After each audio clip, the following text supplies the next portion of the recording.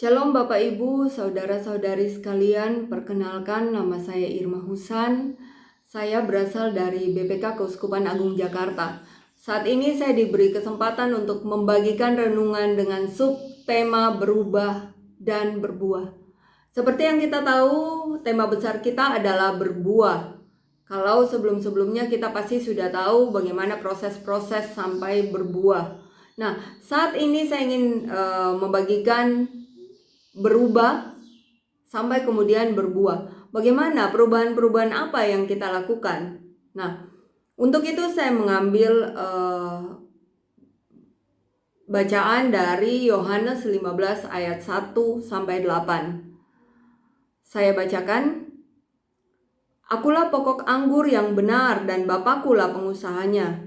Setiap ranting padaku yang tidak berbuah dipotongnya dan setiap ranting yang berbuah dibersihkannya supaya ia lebih banyak berbuah. Kamu memang sudah bersih karena firman yang telah kukatakan kepadamu. Tinggallah di dalam aku dan aku di dalam kamu.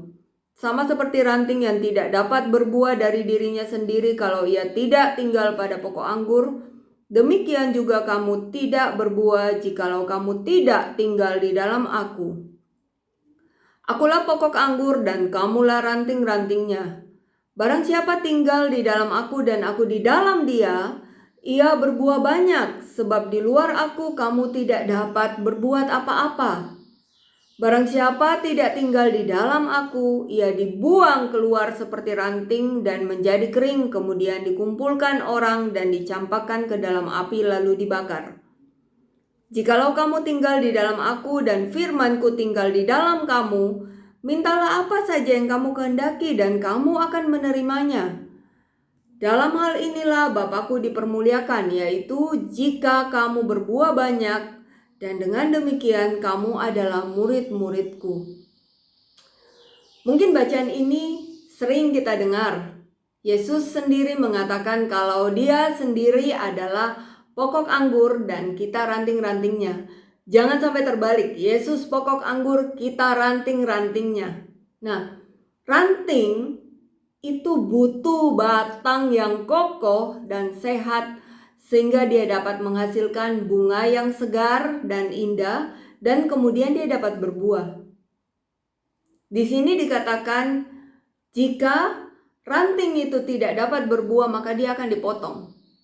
Kalau ranting itu dipotong maka dia akan menjadi kering dan dia akan mati karena dia tidak mendapatkan makanan. Nah, kalau ranting itu sudah mati, pasti tidak ada perubahan toh. Pasti tidak, dia akan menjadi kering, menjadi busuk, menjadi layu. Nah, yang kita lakukan adalah ranting itu pasti akan dibakar karena dia sudah tidak berguna. Itu dikatakan di ayat 6. Nah, kalau tadi kita berbicara tentang ranting yang tidak berguna, saya ingin mengajak Bapak Ibu untuk merenungkan tentang ranting yang berguna. Ternyata ranting yang masih berguna itu pun mengalami pemurnian, itu pun mengalami pembersihan. Dia akan dibersihkan terlebih dahulu.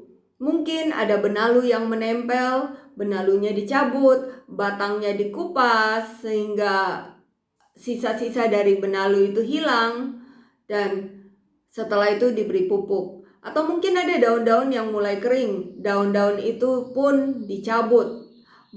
Ranting yang di ujungnya yang sudah mulai kering dipotong.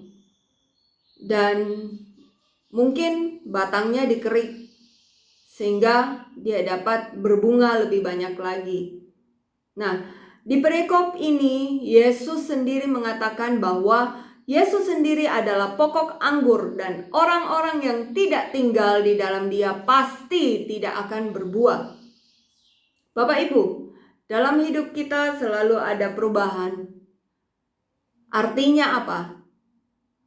Sesuatu yang tetap seperti ranting yang sudah kering tadi, tidak ada gerakan apapun, tidak ada perubahan apapun, tidak ada proses yang terjadi, proses dari berbunga kemudian berbuah, dan dia tidak menghasilkan apapun, itu pasti mati, itu pasti tidak hidup.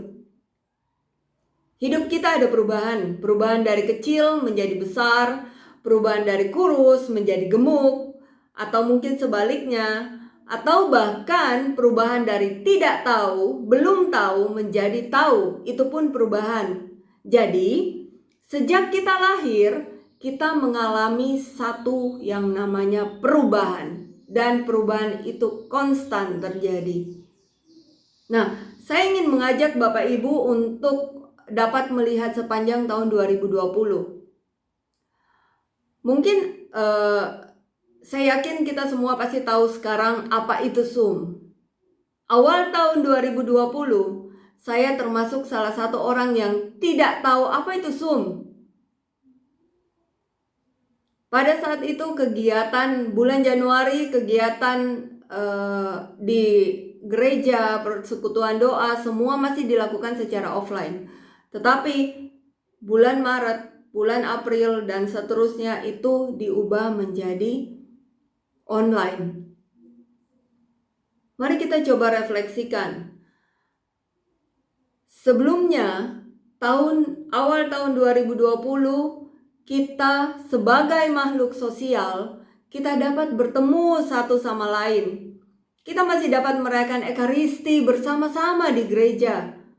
Bahkan persekutuan doa masih dapat bertemu secara langsung.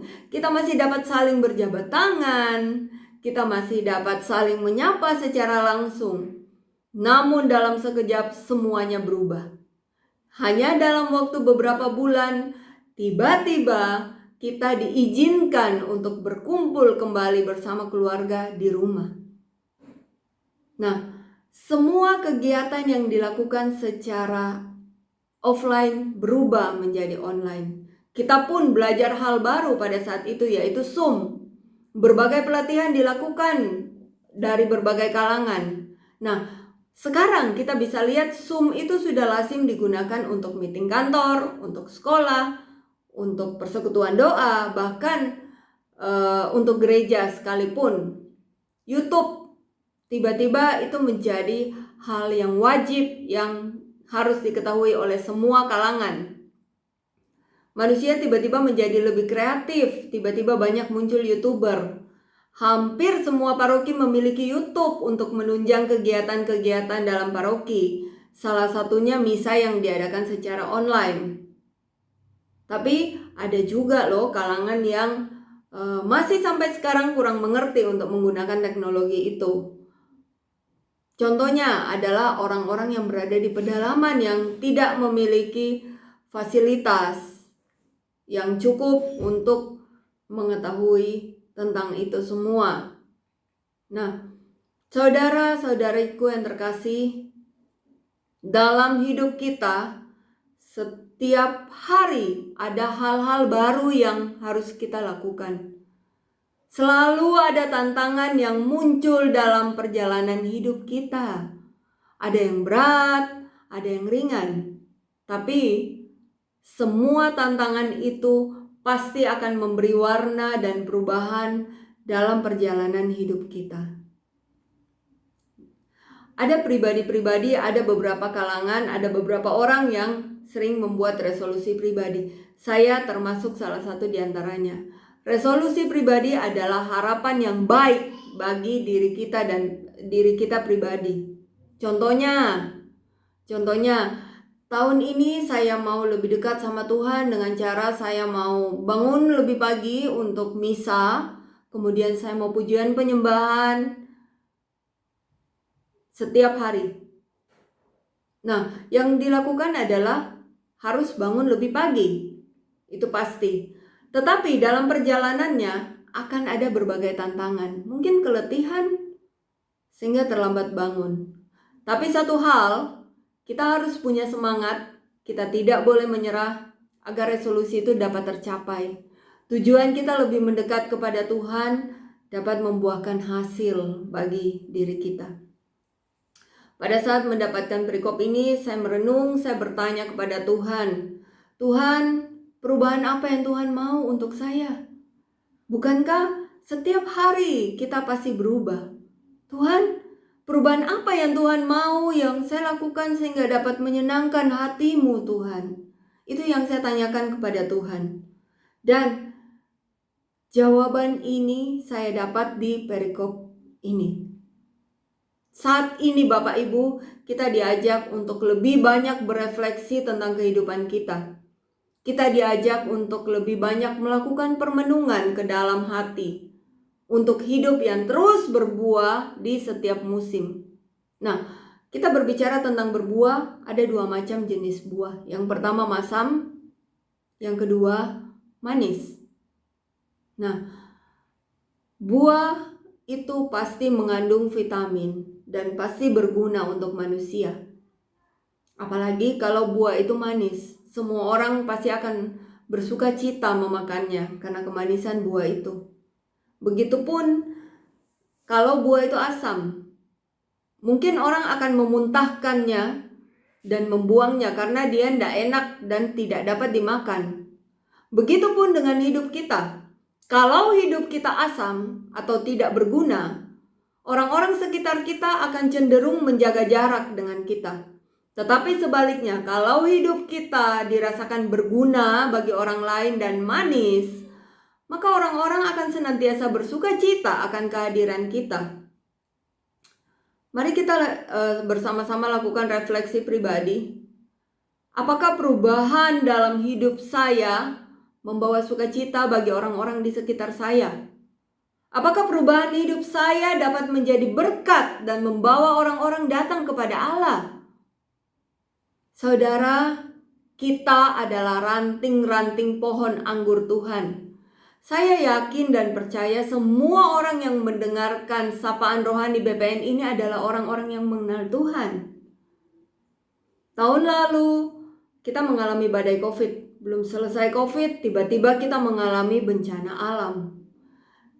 Kita semua adalah ranting-ranting di pohon kehidupan dalam Kristus yang mengalami hal yang sama, Bapak Ibu. Mari kita coba merefleksikan hikmah dari kejadian itu. Kita lihat sekarang seluruh dunia bersatu. Manusia dipaksa untuk berhenti memusatkan kehidupan dunia dan lebih dipaksa untuk mengurangi aktivitas di luar rumah, mengurangi kesibukan dan mulai mendekat kepada Tuhan. Mesbah doa keluarga mulai terbangun. Misa dilakukan secara online, keluarga mulai berdoa bersama-sama. Anak-anak mulai mendapatkan waktu dari orang tua mereka. Saat terjadi bencana, kita dapat melihat bagaimana reaksi manusia. Orang-orang tanpa dikoordinir mulai membangun posko-posko kemanusiaan.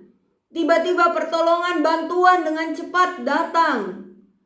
Dan semuanya itu tanpa dikomando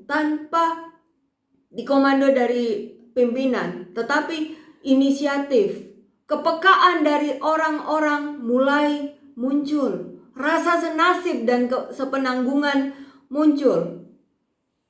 Bapak Ibu, saat ini mari kita melakukan refleksi pribadi. Saat ini badai itu masih terus melanda. Bagaimana kita dapat berbuah? Saya ingin membagikan beberapa poin di dalam perikop ini. Bagaimana caranya supaya kita dapat tetap berbuah di dalam setiap musim, bahkan musim seperti ini. Poin yang pertama, tetap tinggal dan melekat kepada Tuhan, ada di ayat 4. Dalam doa, kita semua pasti berdoa setiap hari. Mari kita ambil waktu khusus, waktu lebih untuk melakukan refleksi pribadi setiap hari untuk apa yang terjadi, apa yang kita rasakan, dan kita tetap tinggal di dalam doa dalam setiap keseharian kita. Dengan menyertakan Tuhan, dengan hati yang damai, kita pasti akan melangkah dengan kekuatan dari Tuhan. Poin yang kedua, knowing His will, ada di ayat 7. Dengan doa, dengan menghidupi firman-Nya sendiri yang hidup di dalam kita, maka kita akan menjadi manusia yang berjalan dengan tuntunan Roh Kudus. Dan apapun yang kita gumuli, apapun yang menjadi tantangan kita, pasti ada jalan keluar. Jadi poin yang pertama, tinggal dan melekat kepada Tuhan. Kedua, knowing His will. Yang ketiga, berbuah banyak untuk memuliakan Tuhan. Ada di ayat 8. Bagaimana caranya? Pewartaan yang efektif adalah cara hidup kita. Nah, selama masa pandemi ini, mampukah kita mewartakan Tuhan dengan tetap memelihara iman kita, tetap menjaga kehidupan doa kita, dan kita tetap melayani sesama. Kita harus tetap berbagi kasih dengan orang lain. Caranya apa? Bukan cuma dengan materi, mungkin cuma dengan sapaan, mungkin cuma dengan senyuman, dan itu dapat membawa orang-orang untuk merasakan Tuhan. Saat itu, hidup kita dapat menjadi pewartaan yang sangat luar biasa, yang membawa orang-orang untuk mengenal dan mengalami Tuhan itu sendiri. Jadi 3 poin. Yang pertama, tinggal dan melekat kepada Tuhan. Kedua, knowing His will. Dan yang ketiga, berbuah banyak untuk memuliakan Tuhan. Bapak, Ibu, saudara-saudari sekalian, dalam hidup ini, saat ini, musim ini, jangan pernah kehilangan kepercayaan kepada Tuhan. Jangan tawar hati. Perubahan akan terus terjadi dan musim ini pasti akan berlalu. Mari kita dengan iman yang teguh, kita tetap melekat pada pokok anggur. Ranting tidak pernah tahu kapan dia akan berbuah. Tetapi ranting pasti akan berbuah lebat dan manis jika pohonnya sehat. Dan satu hal yang pasti, ranting itu akan terus berbuah sampai pohonnya mati. Begitupun dengan hidup kita. Kita tidak akan pernah tahu kapan usaha kita akan berbuah. Apakah usaha itu sudah cukup atau tidak. Tapi satu hal yang pasti, ibarat ranting, hidup kita harus tetap melekat pada pokok anggur yang benar, agar kita dapat berbuah. Dan agar kita berbuah lebat, maka kita harus dimurnikan lewat proses yang pastinya kurang nyaman bagi kita, yaitu kita dibersihkan. Tapi tetap percaya, tetap melekat, dan terus berjalan. Mari memuliakan Tuhan dengan hidup kita yang terus berbuah di setiap musim dalam hidup kita. Mari menimba kekuatan dari Tuhan sendiri dengan lebih banyak menyediakan waktu untuk refleksi pribadi. Dengan tetap percaya, dengan tetap membagikan kasih kepada sesama, tetap berjalan dalam kelimpahan kasih karunia Tuhan. Marilah kita berdoa atas nama Bapa dan Putra dan Roh Kudus. Amin. Bapa yang Maha Baik, terima kasih Tuhan untuk firman-Mu yang terus mengingatkan kami untuk terus berbuah di dalam kehidupan hidup kami. Bahkan saat ini Tuhan, di dalam begitu banyak tantangan, Engkau sendiri yang mengajarkan kami untuk terus berbuah. Bapa, biar kiranya Roh Kudus-Mu yang terus menuntun kami, sehingga apapun yang kami alami, kami dapat terus beroleh kekuatan daripada-Mu. Tuntun kami Tuhan untuk dapat terus menyenangkan hati-Mu dan menghasilkan buah-buah yang manis di dalam kehidupan kami. Terima kasih Bapa, setiap doa ini kami persembahkan padamu dengan perantaraan Yesus Kristus, Tuhan dan Juru Selamat kami. Amin. Atas nama Bapa dan Putra dan Roh Kudus. Amin. Terima kasih, Tuhan Yesus memberkati kita semua.